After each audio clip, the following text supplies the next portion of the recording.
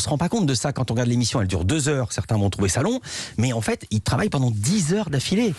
Ah oui, il faut faire à manger pour 70 personnes, entrée, plat, dessert, et puis voilà, il faut gagner, donc il faut bien faire à manger, donc ça dure 10 heures, en effet, ils sont en équipe, des équipes de 5, je crois qu'il y a 5 ou 6, je sais plus, et voilà, et pendant 10 heures, ça n'arrête pas, et ils ont bien besoin de 10 heures, parce que souvent c'est cric-crac. C'est vrai.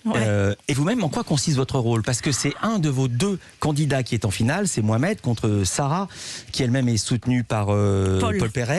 Paul Perret. En quoi consiste votre rôle? Alors là, nous aussi, on est soutenus par Philippe et Michel. Ce jour-là, ils viennent avec nous, entre guillemets, coacher un peu les candidats, les chefs de brigade, donc les 2 finalistes. Et notre rôle consiste à surtout pointer des enjeux, surtout pointer des choses sur lesquelles il faut qu'ils soient vigilants, qu'ils fassent attention. Parfois, les amener sur...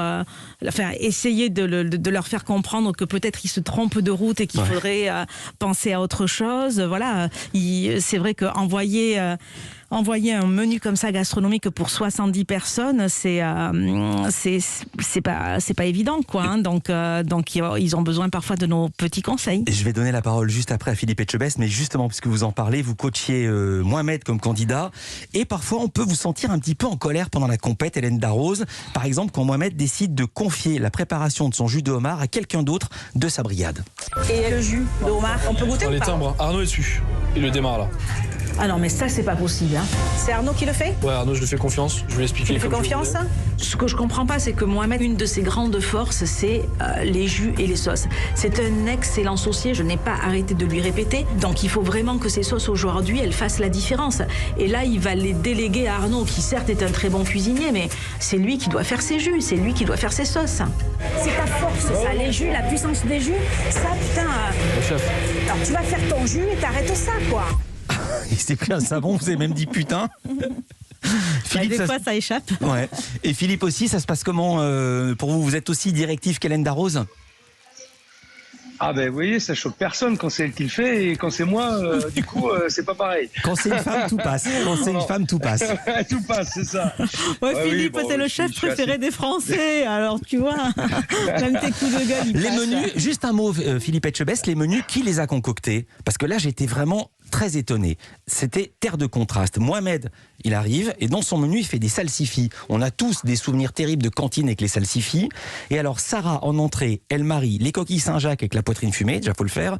Et en plat, elle marie l'agneau avec les langoustines. Et encore, j'ai simplifié. Écoutez comment elle décrit ces 2 plats. En fait, que je vous explique vite fait. Alors, je fais un menu terre-mer de A à Z. En entrée, on a Saint-Jacques, bouillon de poitrine fumée, faux ketchup, tarama de corail, crème d'herbe. Ça, on fait ça ensemble, toi et moi, sur l'entrée. Ok. Le plat, les gars, pressé d'épaule d'agneau braisée, langoustine grillée, topinambour.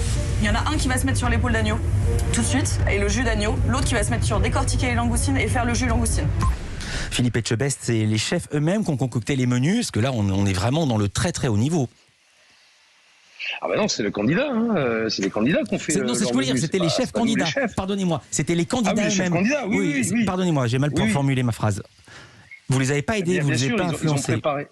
Non. Et on n'a aucun regard sur leur menu, c'est leur choix, c'est leur menu. Donc nous, on est, comme l'a dit très bien Hélène, on est là juste pour les orienter si parfois ils pouvaient partir un petit peu à côté.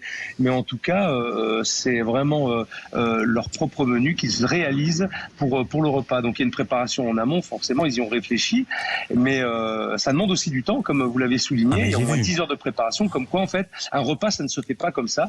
Au même titre que la réouverture des restaurants, ça ne se fait pas